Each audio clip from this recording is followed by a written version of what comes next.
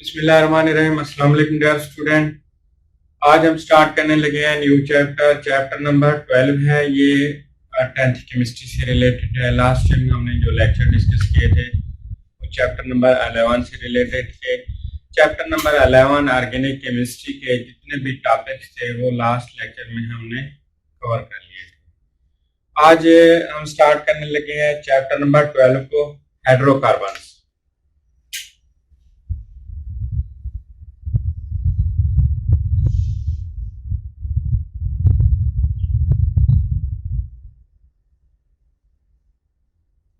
Class 10 से related है ये चैप्टर।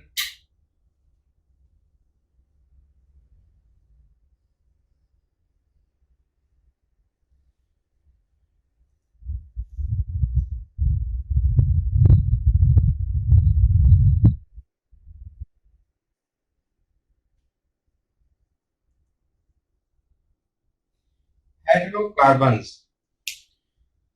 फर्स्ट ऑफ ऑल हमें ये पता होना चाहिए कि ये हाइड्रोकार्बन्स क्या है। नाम से ही ज़ाहिर है, हाइड्रो का मतलब क्या है, हाइड्रोजन से निकला है और कार्बन कार्बन से निकला है। ऐसे कंपाउंड्स जिनमें कार्बन और हाइड्रोजन पाए जाएं उन कंपाउंड को क्या कहते हैं, हाइड्रोकार्बन्स।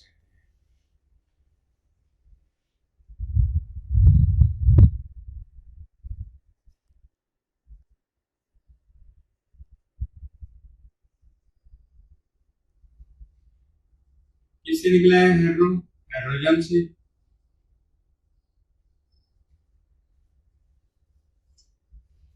कार्बन किससे निकला है, कार्बन से। अब हमें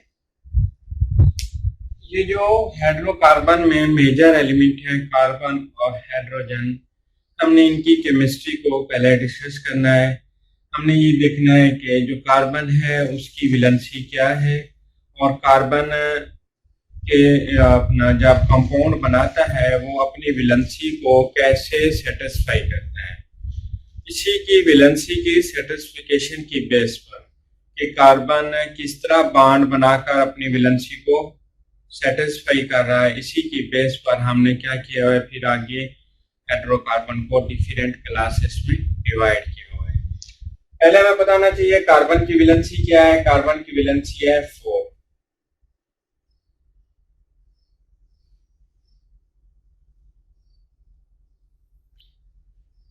कार्बन की एक प्रॉपर्टी हमने डिस्कस की थी चैप्टर नंबर 11 में कि टॉपिक था diversity of organic compound. Organic compound की कसरत की वजह क्या है, उसमें एक वर्ड था कैटिनेशन। ये पीरियोडिक टेबल में कार्बन एलिमेंट है जो क्या करता है, कैटिनेशन शो करता है। उसी कैटिनेशन की वजह से जो ऑर्गेनिक कंपाउंड है उनकी तादाद में बहुत ज्यादा इजाफा हो चुका है। कैटिनेशन क्या थी, कैटिनेशन ये थी, कार्बन क्या करता है, अपने ही एलिमेंट्स के साथ मिलकर बहुत बड़ी चेन्स या ग्रुप्स बनाता है। इस कार्बन की इस प्रॉपर्टी को, कार्बन की इस खसूसियात को कैटिनेशन कहा जाता है। अब कार्बन की वैलेंसी 4 है। सम टाइम कार्बन क्या करता है, कंपाउंड बनाते वक्त कार्बन सिंगल बॉन्ड के थ्रू क्या करता है, अपनी वैलेंसी को सेटिस्फाई करता है। बाज़ दफा क्या करता है, कार्बन अपनी वैलेंसी को सेटिस्फाई करने के लिए ये डबल बॉन्ड बनाता है दूसरे कार्बन एटम के साथ।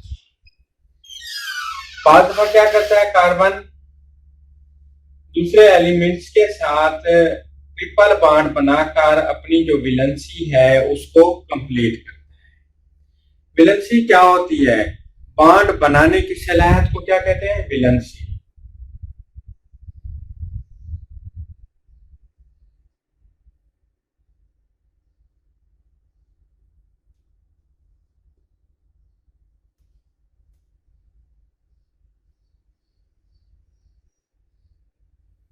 बॉन्ड बनाने की सलाहियत क्या कहलाती है, वैलेंसी कहलाती है। अब देखें यहां पर कार्बन क्या करेगा, सिंगल बॉन्ड के थ्रू अपनी वैलेंसी को सेटिस्फाई करेगा। कार्बन यहाँ पर क्या कर रहा है, सिंगल बॉन्ड के थ्रू अपनी वैलेंसी को सेटिस्फाई कर रहा है, यहाँ पर डबल बॉन्ड के थ्रू अपनी वैलेंसी को सेटिस्फाई कर रहा है, और यहाँ पर दूसरे कार्बन एटम के साथ ट्रिपल बॉन्ड बनाकर अपनी वैलेंसी को सेटिस्फाई कर रहा है। ये 3 कंपाउंड बनाए हैं मैंने। इनमें देखें कार्बन के जो केमिकल बॉन्ड हैं उनकी नेचर क्या है, डिफरेंट है। पहले कंपाउंड में क्या है, सिंगल बॉन्डेड है, दूसरे में क्या है, डबल बॉन्डेड है कार्बन, तीसरे में ट्रिपल बॉन्डेड है।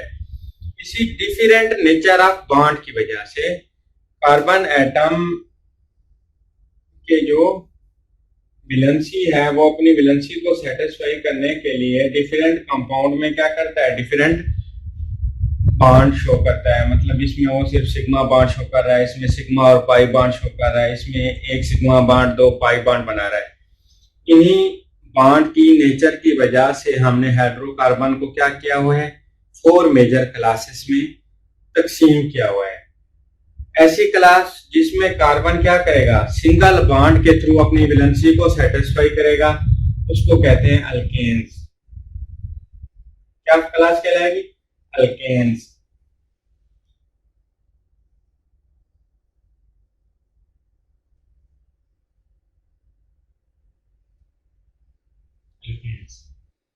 ऐसी क्लास जिसमें कार्बन क्या करेगा, एक सिग्मा बॉन्ड और एक पाई बॉन्ड बनाएगा, मतलब कार्बन अपनी वैलेंसी को डबल बॉन्ड के थ्रू क्या कर रहा है, सेटिस्फाई कर रहा है। ऐसी क्लास को कहते हैं अल्कीन।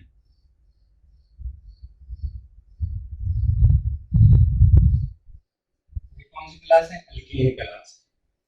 ऐसी क्लास जिसमें कार्बन क्या करेगा, एक कार्बन एटम दूसरे कार्बन एटम के साथ ट्रिपल बॉन्ड बनाएगा। इन ट्रिपल बॉन्ड में ये जो दरमियान वाला बॉन्ड होगा ये सिग्मा है, नीचे वाला और ऊपर वाला पाई बॉन्ड है। एक सिग्मा बॉन्ड है, 2 पाई बॉन्ड है। ऐसी क्लास को कहते हैं अल्काइंस।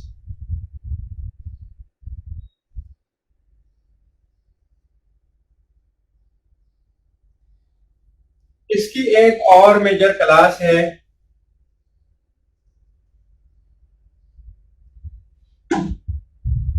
उस मेजर क्लास 4 मेजर क्लासेस में हमने बॉन्ड नेचर की बेस पर, बॉन्ड की जो नेचर है उसकी बेस पर हमने क्या किया हुआ है, हाइड्रोकार्बन को डिफरेंट क्लासेस में तकसीम किया हुआ है। पहली क्लास क्या है, अल्केन, कार्बन सिंगल बॉन्डेड होता है। दूसरी है अल्कीन, डबल बॉन्डेड होता है। तीसरी क्या है, अल्काइन है, ट्रिपल बॉन्डेड होता है। अब एक और क्लास है, इस क्लास में क्या है, कार्बन एटम रिंग बनाता है। मैंने आपको कहा था कार्बन की एक प्रॉपर्टी है कैटिनेशन। कैटिनेशन की प्रॉपर्टी के अकॉर्डिंग कार्बन क्या करता है, अपने ही कार्बन एटम के साथ मिलकर बहुत बड़ी चेन्स या रिंग्स बनाता है। इस कार्बन की प्रॉपर्टी को क्या कहा जाता है, कैटिनेशन कहा जाता है। यहाँ पर बहुत बड़ी चेन बना रहा है कार्बन, और अपनी इसी कैटिनेशन की प्रॉपर्टी की वजह से वो क्या करता है, अपनी वैलेंसी को डिफरेंट वे में सेटिस्फाई करता है। मुख्तलिफ तरीकों से सेटिस्फाई करके अपने जो इलेक्ट्रॉन है, अनपेयर्ड इलेक्ट्रॉन, उनको बॉन्ड में दूसरे एटम के साथ मिलकर उनको बॉन्ड में, बॉन्डेड इलेक्ट्रॉन में चेंज करता है। अब 4 क्लास कौन सी है उसको हम देखते हैं। कार्बन क्या करता है, बहुत बड़े रिंग्स आपस में मिलकर रिंग्स बनाता है। यहां पर कार्बन है, इधर भी कार्बन कार्बन कार्बन कार्बन, और ये भी क्या है, कार्बन। यहां पर देखिए 1 2 3 4 5 6 कार्बन है। इधर पाई बॉन्ड, एक पाई बॉन्ड यहाँ पर मौजूद है, दूसरा पाई बॉन्ड यहाँ पर मौजूद है, तीसरा यहाँ पर मौजूद है। इस स्टूडेंट्स की आसानी के लिए हम क्या करते हैं, उन 3 पाई बॉन्ड को, क्योंकि ये जो 3 पाई बॉन्ड बने हुए हैं ये अपनी पोजीशन पर फिक्स नहीं है। एक पाई बॉन्ड ये है, दूसरा ये है और तीसरा ये है। अब ये जो पाई बॉन्ड बने हुए हैं ये अपनी पोजीशन पर फिक्स नहीं है। ये वाला पाई बॉन्ड क्या करता है, यहाँ पर आता है तो ये पाई बॉन्ड इधर चला जाता है और फिर ये यहाँ चला जाता है। फिर थोड़ी देर बाद क्या होगा, ये वाला पाई बॉन्ड इधर आ जाएगा, इधर वाला पाई बॉन्ड इधर चला जाएगा और यहाँ वाला इधर चला जाएगा। स्टूडेंट ना असल में कंफ्यूज हो जाते हैं। बाज क्यों कंफ्यूज होते हैं, उनको समझ नहीं आती कि पाई बांड की पोजीशन को हमने बनाना कैसे है। याद रखना, अगर आपने इस तरह लिखना है तो पाई बांड को अल्टरनेट पोजीशन पर लिखना है। अल्टरनेट पोजीशन का मतलब ये है, यहाँ पर पाई बांड लिखा है आपने, नेक्स्ट पोजीशन पे ना लिखिए, उससे नेक्स्ट पोजीशन पर लिखें। यहाँ पर लिख लिया, अब नेक्स्ट ये जो पोजीशन है इस पर ना लिखें, इससे आगे वाली पोजीशन पर पाई बांड ज़ाहिर करें, फिर आगे वाली पोजीशन पर ज़ाहिर ना करें, तीसरी पोजीशन पर ऑटोमेटिकली वो पाई बांड आ रहा होगा। हमने क्या करना है, पाई बांड को अल्टरनेट पोजीशन पर ज़ाहिर करना है। अगर आपको ये तरीका मुश्किल लगता है तो आपने क्या करना है, इन पाई बांड को बजाय लाइन से शो करने के, क्योंकि ये अपनी पोजीशन पर फिक्स तो है नहीं, ये क्या कर रहे हैं, रोटेट कर रहे हैं, तो हम क्या करते हैं, इनको सर्कल से ज़ाहिर करते हैं। क्या करते हैं, पाई बांड को सर्कल से ज़ाहिर करते हैं। ये रिंग के दरमियान में हम एक सर्कल लगा देते हैं। इस सर्कल का मतलब ये है कि इस कंपाउंड में 3 पाई बांड पाए जाते हैं जो क्या कर रहे हैं, मुसलसल रिवॉल्व कर रहे हैं, वो अपनी पोजीशन पर फिक्स नहीं है। ये अल्टरनेट पोजीशन पर 3 पाई बांड पाए जाते हैं। अब ये जो स्ट्रक्चर है इसको कहते हैं बेंजीन।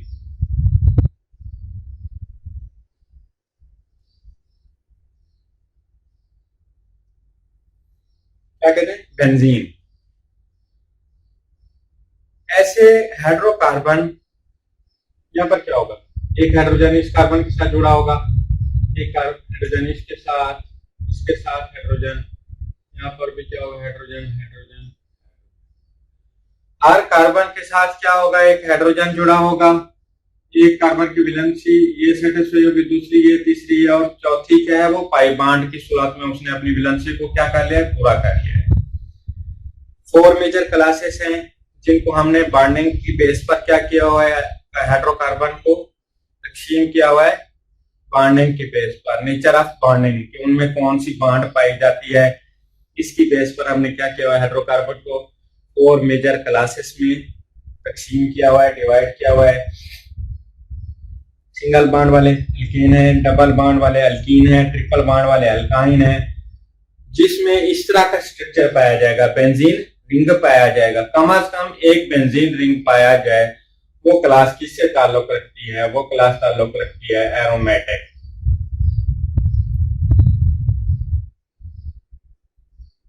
इस क्लास को क्या कहते हैं, एरोमेटिक हाइड्रोकार्बन।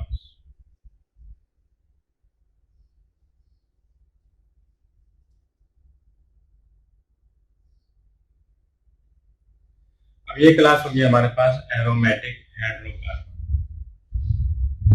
जो अल्केन है, अल्केन क्लास का यहाँ पर आपको जनरल फार्मूला बता देता हूँ। इसी चैप्टर में हमने अल्केन, अल्कीन और अल्काइन को कंप्लीट स्टडी करेंगे, इनकी अपना प्रिपरेशन के बारे में स्टडी करेंगे, इनकी प्रॉपर्टीज के बारे में स्टडी करेंगे, उसके बाद इनकी केमिकल रिएक्टिविटी और यूजेस को भी स्टडी करेंगे इन 3 क्लासेस की। इनका जनरल फार्मूला क्या है, अल्केन का जनरल फार्मूला है CnH2n प्लस 2। अल्कीन का क्या फार्मूला है, अल्कीन का फार्मूला है CnH2n। अब जो अल्काइन है इनका जनरल फार्मूला है CnH2n माइनस 2। अब ये वाले फार्मूला किस लिए लगाए गए हैं, ये फार्मूला लगाकर हम डिटरमाइन कर सकते हैं, अगर हमें कंपाउंड दिया गया है उसमें हाइड्रोजन के नंबर भी हमें दिए गए हैं, कार्बन के नंबर भी दिए गए हैं, तो हम पता कर सकते हैं वो कंपाउंड सैचुरेटेड है या अनसैचुरेटेड है। अब सैचुरेटेड और अनसैचुरेटेड का कंसेप्ट भी देख।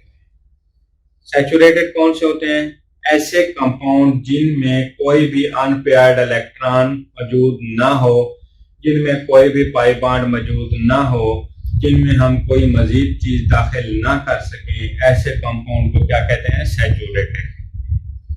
मैं यहाँ पर सैचुरेटेड की डेफिनेशन लिख देता हूं।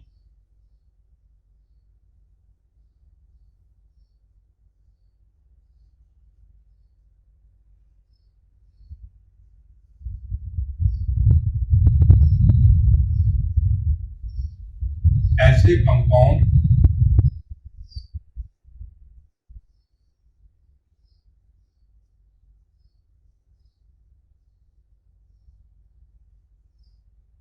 जिनमें कोई भी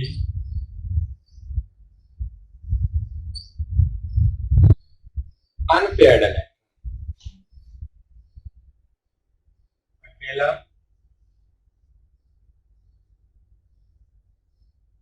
इलेक्ट्रॉन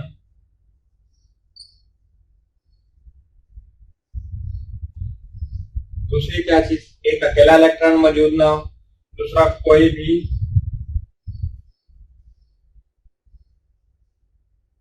पाई बॉन्ड मौजूद ना हो,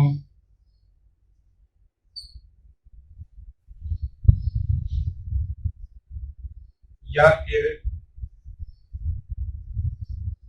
ऐसे कंपाउंड जिसमें हम कोई चीज मजीद दाखिल ना कर सकें।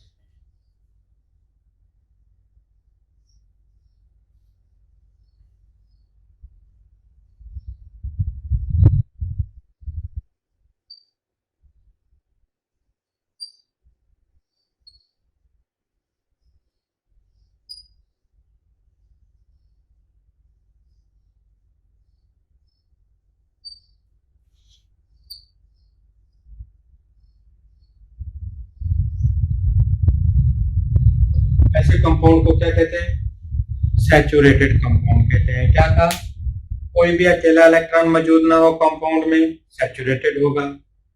अनपेयर्ड इलेक्ट्रॉन क्यों कह रहा हूं? क्योंकि जो अनपेयर्ड इलेक्ट्रॉन है ये रिस्पॉन्सिबल है किसी भी कंपाउंड की, किसी भी एलिमेंट की रिएक्टिविटी के लिए। पेयर्ड इलेक्ट्रॉन बॉन्डिंग में हिस्सा नहीं लेते, अनपेयर्ड इलेक्ट्रॉन बॉन्डिंग में हिस्सा लेते हैं। अगर कोई आपसे पूछ ले कि जो पेयर्ड इलेक्ट्रॉन है फिर इनका बॉन्डिंग में क्या रोल है? पेयर्ड इलेक्ट्रॉन बॉन्डिंग में सिर्फ इतना करते हैं, बॉन्ड बनाने में हिस्सा नहीं लेते, सिर्फ इतना करते हैं ये बॉन्ड एंगल को डिस्टर्ब करते हैं। पेयर्ड इलेक्ट्रॉन क्या करते हैं? बॉन्ड एंगल डिसाइड करते हैं कि इस कंपाउंड में जो बॉन्ड बन रहा है अनपेयर्ड इलेक्ट्रॉन की वजह से जो बॉन्ड बन रहा है उस बॉन्ड एंगल को कौन डिसाइड करेंगे? पेयर्ड इलेक्ट्रॉन डिसाइड करेंगे। अब हम चलते हैं सैचुरेटेड क्या है? कोई अकेला इलेक्ट्रॉन मौजूद ना हो, वजह बता दी क्यों लिखा ये अकेला इलेक्ट्रॉन मौजूद ना हो। दूसरा कोई पाई बॉन्ड मौजूद ना हो। पाई बॉन्ड क्यों कह रहा हूं पाई बॉन्ड? ये जो पाई बॉन्ड है, पाई बॉन्ड क्या होता है? कमजोर होता है बानिस्बत सिग्मा बॉन्ड के। कोई भी इलेक्ट्रोफाइल बॉन्ड में क्या होते हैं? इलेक्ट्रॉन मौजूद होते हैं ना। कोई भी इलेक्ट्रोफाइल कहते हैं, इलेक्ट्रॉन जिसको जरूरत हो उसको कहते हैं इलेक्ट्रोफाइल। कोई भी इलेक्ट्रोफाइल अगर आकर क्या करेगा? पाई बॉन्ड पर अटैक करेगा, पाई बॉन्ड कमजोर है, पाई बॉन्ड टूट जाएगा, जिसकी वजह से वो इलेक्ट्रोफाइल उस कंपाउंड में दाखिल हो जाए। अब सैचुरेट हमने क्या कहा? ऐसे कंपाउंड जिसमें हम मजीद कोई चीज दाखिल ना कर सके उनको क्या कहते हैं? सैचुरेटेड कहते हैं। पाई बॉन्ड मौजूद नहीं होगा तो कोई चीज हम दाखिल नहीं कर सकते, इसको कहते हैं सैचुरेटेड कंपाउंड। अनसैचुरेटेड कंपाउंड क्या है? अनसैचुरेटेड कंपाउंड ऐसे कंपाउंड्स जिनमें कोई अनपेयर्ड इलेक्ट्रॉन मौजूद हो, पाई बॉन्ड मौजूद हो, जिनमें हम कोई मजीद चीज दाखिल कर सके उनको क्या कहते हैं? Unsaturated compound.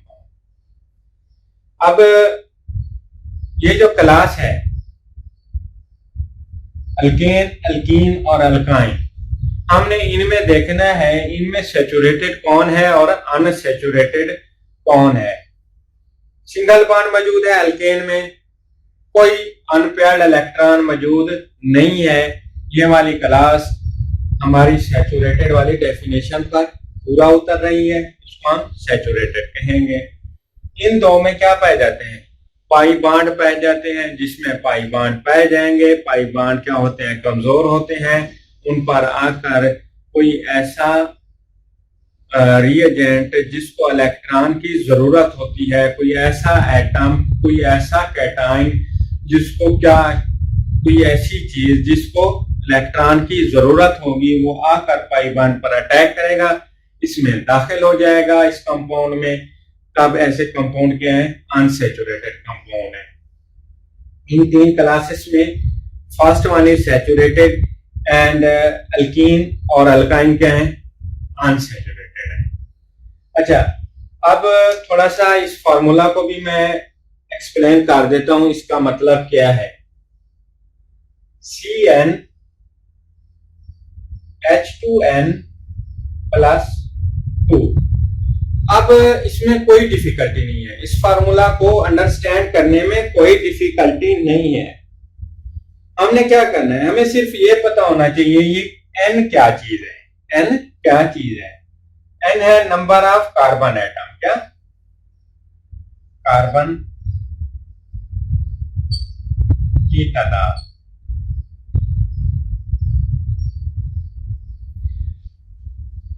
n क्या है? कार्बन की तादाद है। जो कार्बन की तादाद होगी यहां पर लिख देंगे, 2 है, 3 है, 4 है, 5 है, यहां पर लिख देंगे।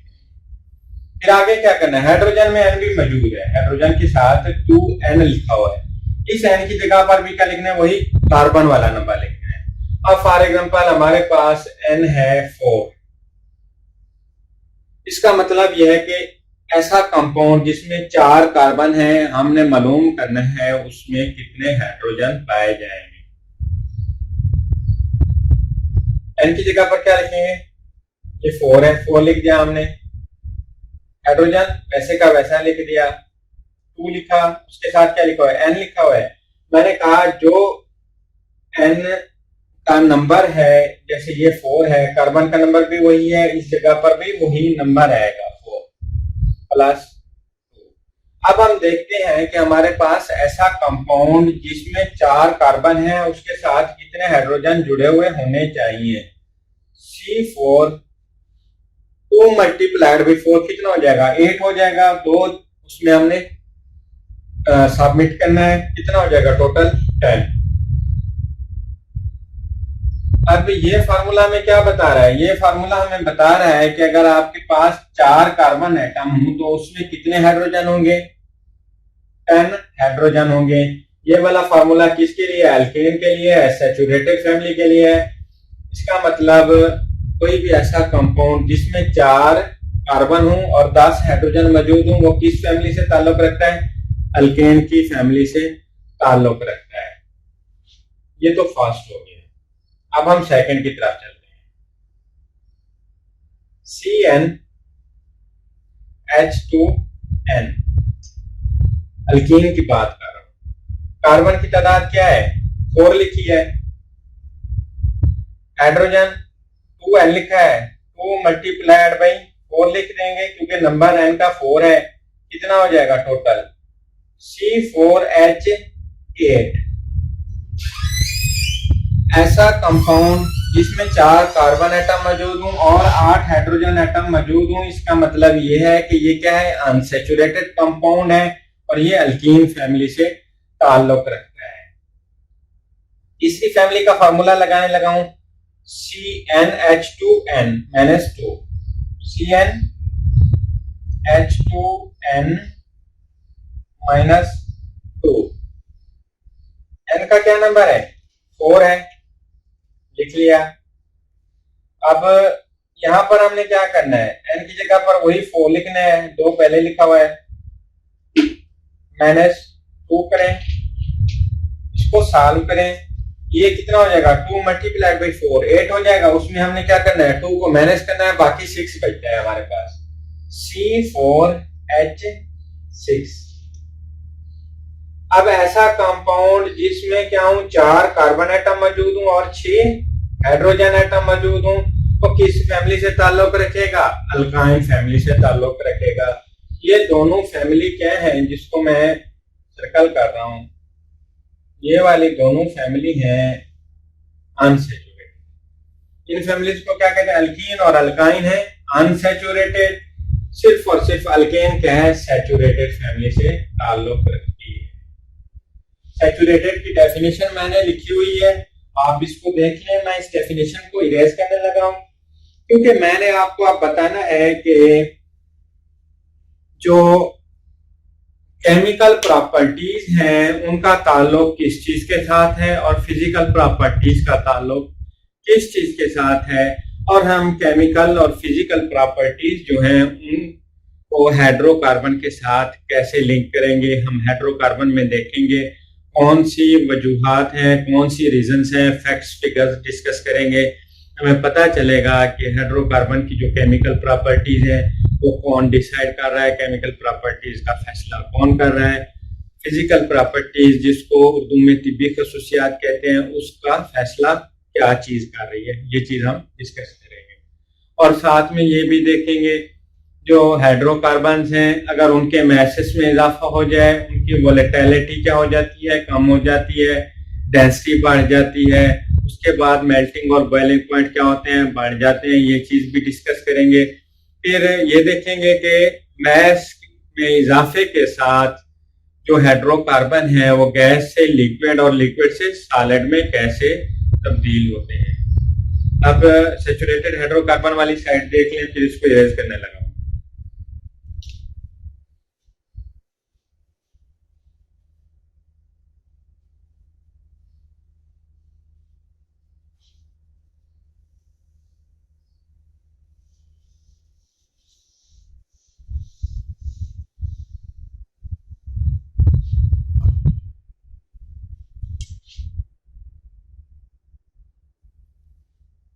कीमियाई खसूसियात, किस चीज की बात कर रहे हैं, प्रॉपर्टीज में हम कीमियाई खसूसियात को देखने लगे हैं।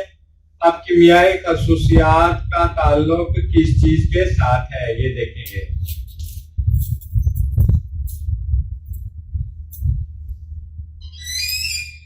कीमियाई खसूसियात का ताल्लुक है एटॉमिक नंबर के साथ, या अगर कंपाउंड बन गया है तो उस कंपाउंड में मौजूद जो बॉन्ड है, कीमियाई खसूसियात का ताल्लुक उस चीज के साथ है। कीमियाई खसूसियात का ताल्लुक किस किस चीज के साथ है, एक एटॉमिक नंबर अगर वो एलिमेंट की शक्ल में है। अगर हम कीमियाई खसूसियात देखने लगे हैं किसकी, कंपाउंड की, तब हमने क्या करना है, हमने उस कंपाउंड में मौजूद जो बॉन्ड है उसकी नेचर को डिस्कस करना है। उसकी नेचर डिसाइड करेगी कि इस कंपाउंड की जो कीमियाई खसूसियात हैं वो कौन सी है। कीमियाई खसूसियात का एलिमेंट में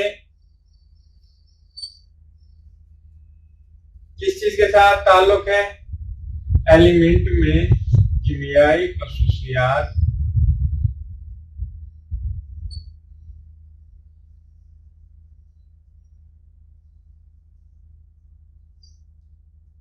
का फैसला एटॉमिक नंबर करता है। कीमियाई खसूसियात का फैसला कौन करता है, एटॉमिक नंबर।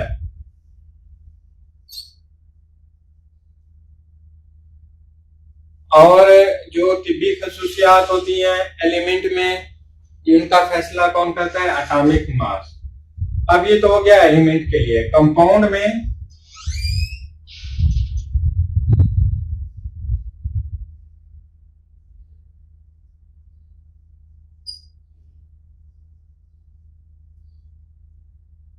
कीमियाई खसूसियात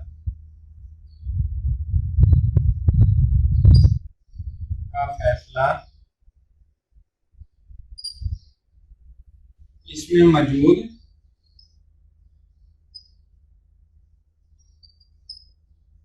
बॉन्ड करेगा।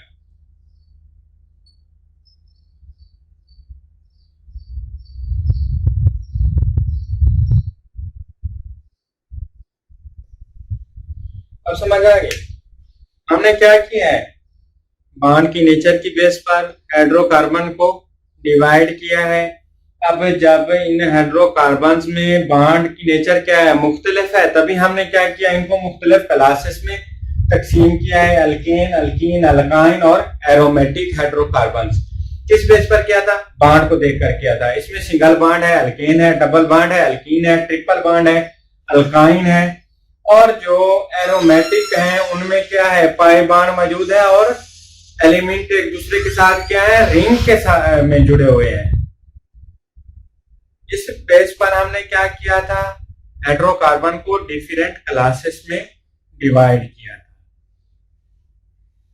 जब हम इनको डिवाइड ही बांड नेचर की बेस पर कर रहे हैं, अब केमिकल प्रॉपर्टीज कौन फैसला करता है? बांड फैसला करता है। केमिकल प्रॉपर्टीज का फैसला कौन करता है? बांड। ये सर्कल कर दिया मैंने।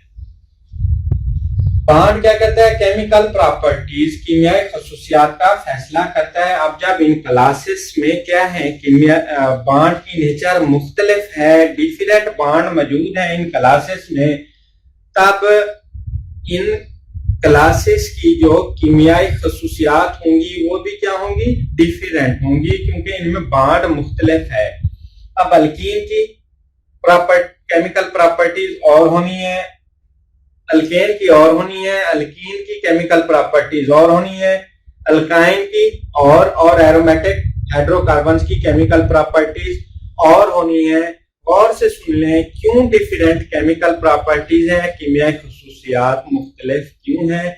क्योंकि हाइड्रोकार्बन्स की जो क्लासेस हैं, अल्केन, अल्कीन, अल्काइन और एरोमेटिक हाइड्रोकार्बन, इनमें जो बांड मौजूद है उसकी नेचर क्या है? मुख्तलिफ है, जिसकी वजह से इनकी कीमियाई खसूसियात क्या है? मुख्तलिफ है।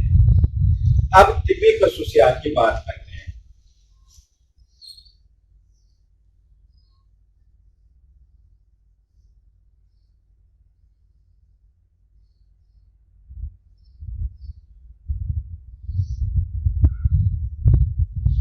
तिब्बी खसूसियात का फैसला करता है एटॉमिक मास।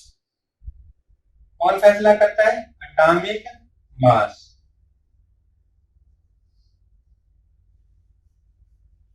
या फिर कौन सी चीज? कंपाउंड में मौजूद जो एलिमेंट्स हैं उनकी इलेक्ट्रोनेगेटिविटी।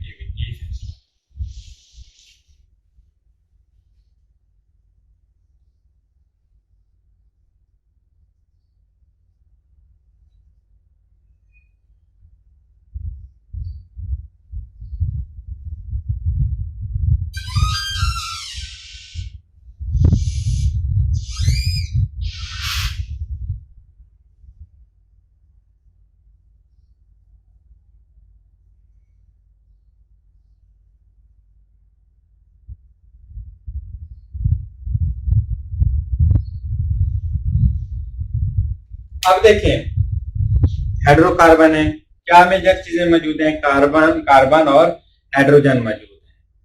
अब कार्बन, सभी क्लासेस में कार्बन और हाइड्रोजन मौजूद है। अल्कीन में भी कार्बन और हाइड्रोजन है, अल्कीन में भी कार्बन और हाइड्रोजन, अल्काइन में भी कार्बन और हाइड्रोजन, एरोमेटिक हाइड्रोकार्बन में भी क्या है? एलिमेंट्स जो प्रेजेंट हैं वो कार्बन और हाइड्रोजन एलिमेंट्स। अब इन एलिमेंट्स की अगर हम इलेक्ट्रोनेगेटिविटी देखें, कह रहे हैं सभी में मौजूद ही एक चीज है, तो उनकी इलेक्ट्रोनेगेटिविटी भी क्या है? कार्बन की अपनी इलेक्ट्रोनेगेटिविटी है, हाइड्रोजन की अपनी इलेक्ट्रोनेगेटिविटी है। सभी में कार्बन और हाइड्रोजन मौजूद है, इलेक्ट्रोनेगेटिविटी वाला फैक्टर खत्म हो गया, क्योंकि सभी कंपाउंड में एक ही चीज मौजूद है, इलेक्ट्रोनेगेटिविटी क्या होनी है? एक ही होनी है। अब हमने क्या देखना है? दूसरी क्या चीज थी? तिब्बी खसूसियात, फिजिकल प्रॉपर्टी को डिसाइड करने के लिए एटॉमिक मास। अब ये जो एटॉमिक मास है, अब देखें, कार्बन मौजूद है, कार्बन का एटॉमिक मास फिक्स है 12 है। हाइड्रोजन मौजूद है, हाइड्रोजन का एटॉमिक मास फिक्स है 1.008 है। समझ आ रही है? सभी में क्या है? वही बात, कार्बन और हाइड्रोजन मौजूद है, कोई और एलिमेंट तो मौजूद है नहीं कि एटॉमिक मास क्या हो जाएगा? कंपाउंड का चेंज हो जाएगा। जब मौजूद ही क्या है? कार्बन और हाइड्रोजन है सभी में, तो एटॉमिक मास वाला फैक्टर भी खत्म, कैंसिल। इन क्लासेस में ना ही इलेक्ट्रोनेगेटिविटी वाला कोई चेंज आ रहा है, ना ही एटॉमिक मास में कोई चेंज आ रहा है। चाहे वो अल्केन है, अल्कीन है, अल्काइन है या एरोमेटिक हाइड्रोकार्बन है, इन क्लासेस में एटॉमिक मास वाली जो प्रॉपर्टी है वो भी इफेक्ट चेंज नहीं हो रहा, और इलेक्ट्रोनेगेटिविटी वाला इफेक्ट भी चेंज नहीं हो रहा, क्योंकि इनमें जो एलिमेंट मौजूद है वो सभी में एक जैसे एलिमेंट मौजूद है, जिसकी वजह से ये दोनों फैक्टर क्या हो गए? कैंसल हो गए। अब जब इन दोनों फैक्टर में डिफरेंस नहीं है सभी क्लासेस में, तो इनकी जो तिब्बी खसूसियात है वो कौन डिसाइड कर रहा था? एटॉमिक मास और एलिमेंट्स की इलेक्ट्रोनेगेटिविटी। जब इनमें कोई चेंज नहीं है एटॉमिक मास और इलेक्ट्रोनेगेटिविटी में, अब जो क्लासेस हैं उनकी जो तिब्बी खसूसियात हैं वो सेम होनी है, क्योंकि एटॉमिक मास और इलेक्ट्रोनेगेटिविटी एलिमेंट की क्या है, सभी में ये जो इफेक्ट है एक जैसे हैं, जिसकी वजह से अल्केन, अल्कीन, अल्काइन और एरोमेटिक हाइड्रोकार्बन की जो फिजिकल प्रॉपर्टीज, जिनको तिब्बी खसूसियात कहा जाता है, वो क्या होती हैं, एक जैसी होती हैं। कीमियाई खसूसियात मुख्तलिफ होती हैं क्योंकि बॉन्ड नेचर मुख्तलिफ है। अच्छा, अब तो ये चीजें हमने देख ली। हमने अब ये देखना है कि एटॉमिक मास के बढ़ने से जो हाइड्रोकार्बन है वो गैस से लिक्विड में और लिक्विड से सॉलिड में क्यों कन्वर्ट हो रहे हैं। एटॉमिक मास में इजाफे के साथ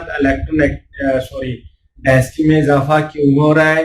एटॉमिक मास में इजाफे के साथ वोलेटिलिटी कम क्यों हो रही है। हमने ये चीजें डिस्कस करनी है।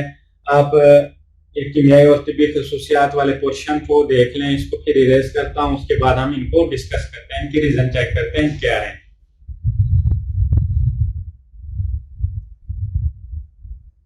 अगर आप इनको नोट करना चाहें तो नोट कर लें ताकि आपको याद करने में आसानी रहे।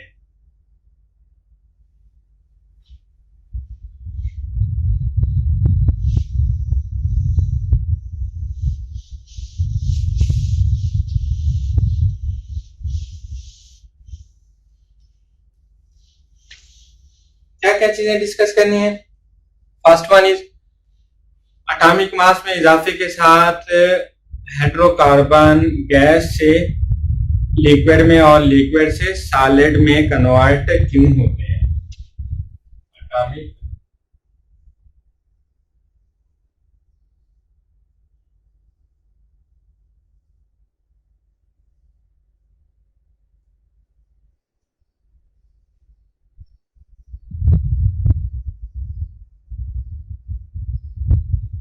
क्या हो रहे हैं, गैस से लिक्विड में जा रहा है माय,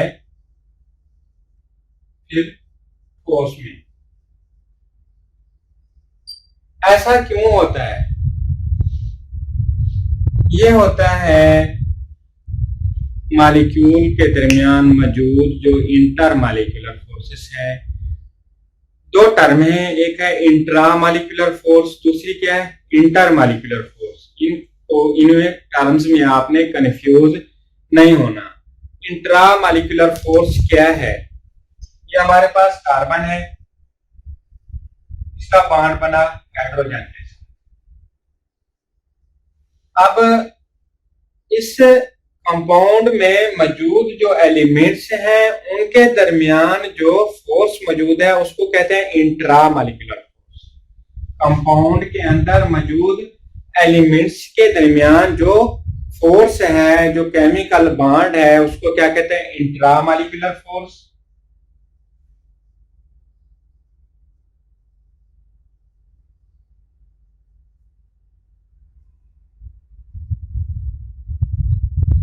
कार्बन की वैलेंसी 4 है, आप समझ लेना, ठीक है। इंट्रा मॉलिक्यूलर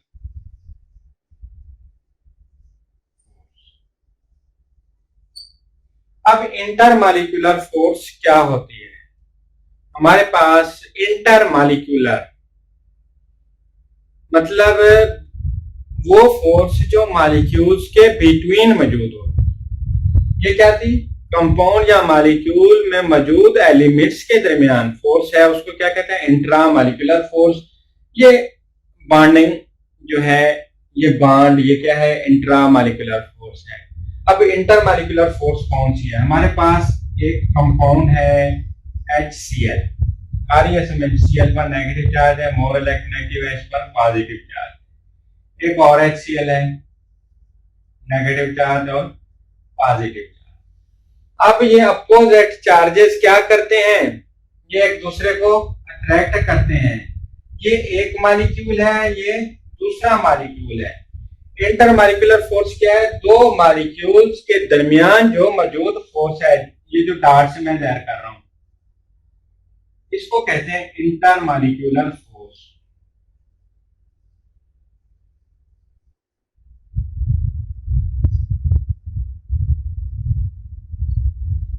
ठीक है। अब एटॉमिक मास में इजाफे के साथ जो इंटरमॉलिक्यूलर फोर्स है उसमें क्या होता जाता है, इजाफा होता जाता है, जिसकी वजह जब इंटरमॉलिक्यूलर फोर्सेस जितना ज्यादा मजबूत होती जाएंगी कंपाउंड गैस से माय में और माय से ठोस में तब्दील होता जाएगा, गैस से लिक्विड, लिक्विड से सॉलिड में। क्यों चेंज होता है? इंटरमॉलिक्यूलर फोर्सेस में इजाफे की वजह से क्या होते जाते हैं, जैसे एटॉमिक मास में इजाफा होता है, नंबर ऑफ इंटरमॉलिक्यूलर फोर्सेस में इजाफा होता जाता है, जिसकी वजह से जो कंपाउंड है वो गैस से लिक्विड, लिक्विड से सॉलिड में कन्वर्ट होते जाते हैं। ये जो कंसेप्ट हैं, इन कंसेप्ट को मैंने चैप्टर नंबर 8 है, कौन सा chapter number? Chapter number 8 FAC part second का चैप्टर है ये, चैप्टर नंबर 8। उसमें है physical property of alkane. Physical property of alkane में मैंने ये वाला जो कंसेप्ट है वहां पर हमने बहुत ज्यादा कम्प्रीहेंसिव डिस्कशन के थ्रू उसको कवर किया हुआ है। अगर कोई स्टूडेंट ये कंसेप्ट मजीद क्लियर करना चाहता है तो वो नेक्स्ट लेवल की केमिस्ट्री मतलब FAC केमिस्ट्री पार्ट सेकंड का चैप्टर नंबर 8 यूट्यूब चैनल पर मेरा लेक्चर अवेलेबल है, फिजिकल प्रॉपर्टी ऑफ अल्केन, उसमें से देख सकता है। एटॉमिक मास में इजाफा होता है, इंटरमॉलिक्यूलर फोर्सेस में क्या होता जाता है, इजाफा होता जाता है, कंपाउंड क्या होते हैं, गैस से लिक्विड में और लिक्विड से सॉलिड में कन्वर्ट होते हैं। वोलेटिलिटी में क्यों कमी आती है? वोलेटाइल कहते हैं। वोलेटाइल होते कौन है? वो कंपाउंड जिनमें इंटरमॉलिक्यूलर फोर्सेस क्या होती हैं, कमजोर होती हैं, वो जल्दी आग पकड़ लेते हैं। ठीक है, हमने क्या कहा? एटॉमिक मास में इजाफा होता है, वोलेटिलिटी में क्या होती है, कमी होती है। इसका मतलब एटॉमिक मास में इजाफे के साथ जो इंटरमॉलिक्यूलर फोर्सेस है, पहले ही बताया, वो क्या होती जाती है, number of intermolecular forces increase होते जाते हैं एटॉमिक मास में इजाफे के साथ, जिसकी वजह से वोलेटिलिटी कम होती जाती है। डेंसिटी क्यों कम होती है? एटॉमिक मास में इजाफा होता है, इंटरमॉलिक्यूलर फोर्सेस मजबूत होती हैं, मॉलिक्यूल क्या होते हैं, एक दूसरे के करीब आते हैं, वॉल्यूम में कमी वाक़ होती है, जिसकी वजह से क्या होता है, डेंसिटी में इजाफा होता है। डेंसिटी का क्या फॉर्मूला है? डेंसिटी है मास ओवर वॉल्यूम। एटॉमिक मास में इजाफा हुआ, इंटरमॉलिक्यूलर फोर्सेस में इजाफा हो गया, जिसकी वजह से अब जब इंटरमॉलिक्यूलर फोर्सेस में इजाफा होता है, मॉलिक्यूल एक दूसरे के करीब आते हैं, जब करीब आएंगे उनके दरमियान जो एम्प्टी स्पेसेस थी वो कम होती जाएंगी। दूसरे लफ्जों में वॉल्यूम क्या हो रहा है, कम हो रहा है। जब वॉल्यूम कम होगा तो डेंसिटी क्या होती जाएगी, बढ़ती जाएगी। ये था हमारा आज का लेक्चर, चैप्टर नंबर 12 से रिलेटेड था, क्लास 10 का चैप्टर है ये, हाइड्रोकार्बन। हमने उसका इंट्रोडक्शन डिस्कस किया है और मैंने कोशिश की है कि हम इस इंट्रोडक्शन को ऐसे कवर करें जब आप अल्केन की प्रिपरेशन में जाएं, अल्केन की फिजिकल प्रॉपर्टीज में जाएं, केमिकल प्रॉपर्टीज में जाएं या फिर यूजेस में जाएं हाइड्रोकार्बन्स के, किस किस के, हाइड्रोकार्बन की। चाहे आप फिजिकल प्रॉपर्टी आप डिस्कस करें, मेरा ये लेक्चर सुनने के बाद प्रिपरेशन को डिस्कस करें, केमिकल प्रॉपर्टीज को डिस्कस करें या फिर यूजेस को डिस्कस करें। उम्मीद करता हूं अगर आपको ये सारी बातें समझ आ गई हैं तो आपका तकरीबन 40% जो चैप्टर है वो आपको समझ आ गया होगा। मैं फिर कह रहा हूं आपसे, पहले भी कहा था, जो केमिस्ट्री है ये याद करने से याद नहीं होती, इसको क्या करना पड़ता है, समझना पड़ता है। आपने इसकी रीजंस डिस्कस करनी है, समझनी है। अगर केमिस्ट्री में आपने how, when, what, why, reason, justify, ये सारी चीजें आपने समझनी है, तब जाकर आपको केमिस्ट्री याद होगी और आप केमिस्ट्री में अच्छे मार्क्स हासिल कर सकेंगे। जो कॉम्पिटिटिव एग्जाम होते हैं जैसे एंट्री टेस्ट वगैरह या जॉब के लिए जो कॉम्पिटिटिव एग्जाम होते हैं, आप अगर इन रीजंस को समझते होंगे, जस्टिफिकेशन को समझते होंगे, आप आसानी से उनको एग्जाम में हिस्सा ले सकेंगे और इंशाल्लाह कामयाब भी होंगे। जो भी टीचर पढ़ा रहा हो उसको क्या करना है, आपने गौर से सुनना है।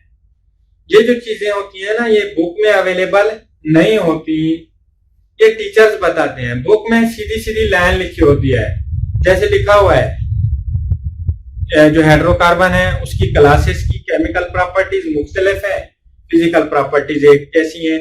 अब उसने रीजन नहीं बताई। रीजन कौन बताता है? टीचर बताता है। अगर आप टीचर को गौर से सुन रहे होंगे तभी आपको ये चीजें समझ आएंगी। अभी तक के लिए इतना काफी है। कल इंशाल्लाह नेक्स्ट टॉपिक डिस्कस करेंगे। अल्लाह हाफिज।